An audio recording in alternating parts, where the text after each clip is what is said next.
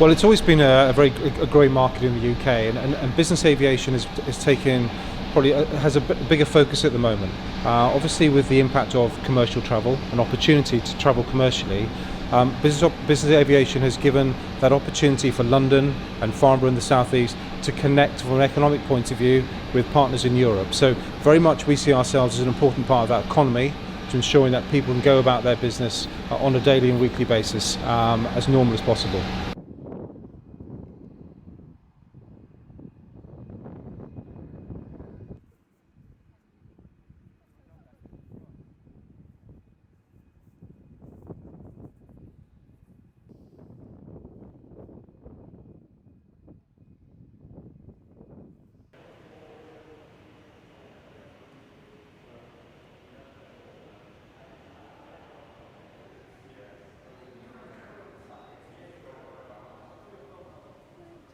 And obviously, like any industry and any business, we've obviously had to ensure that all the guidelines that the government have set from a health point of view are in place, and we pride ourselves on how we manage safety for our crew and our passengers and our staff, so that there is potential. But I think more than anything else, it's the speed of service, the minimum fuss, the minimum touch points that you get with business aviation that is a real USP over the commercial side at the moment.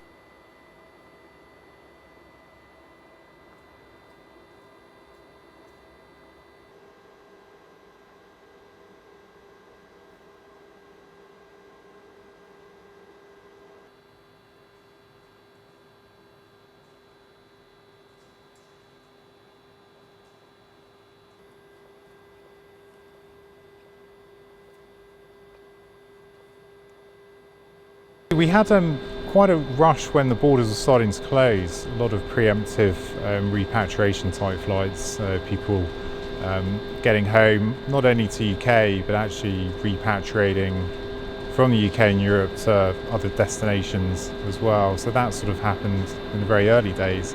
And then once borders started to close, we weren't able to fly for obviously leisure purposes, but we were still able to fly for government purposes, anything related to sort of humanitarian and anything related to the pandemic, we were still able to operate. So we were still quite active throughout the whole pandemic.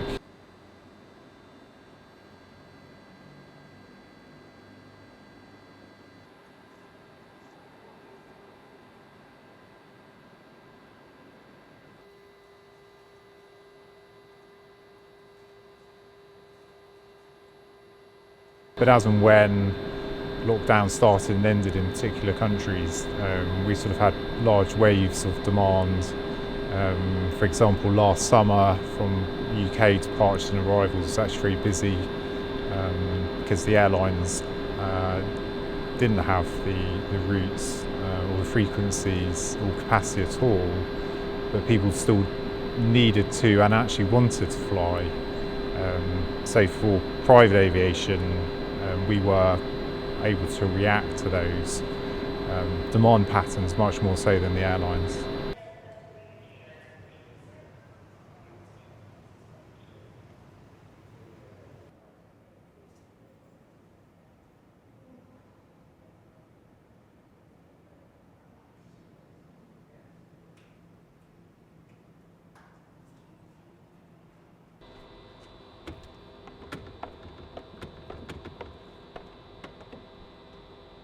I think certainly it's come to the forefront of those people that are able to, that need to travel and have justification to travel, and business aviation certainly is higher up on their agenda.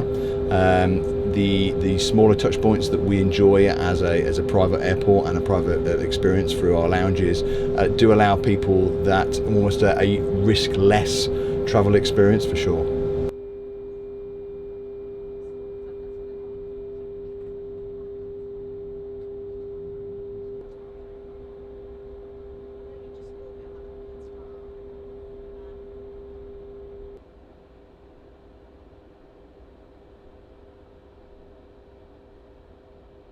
So certainly the experience starts when you enter our airport specifically.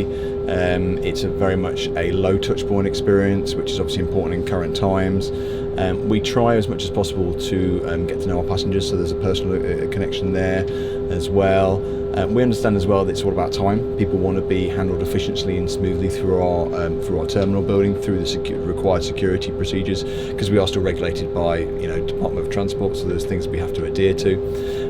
But we ensure that the passenger's experience is very smooth, out onto the aircraft, minimal taxi times here at Farnborough, and then you're away.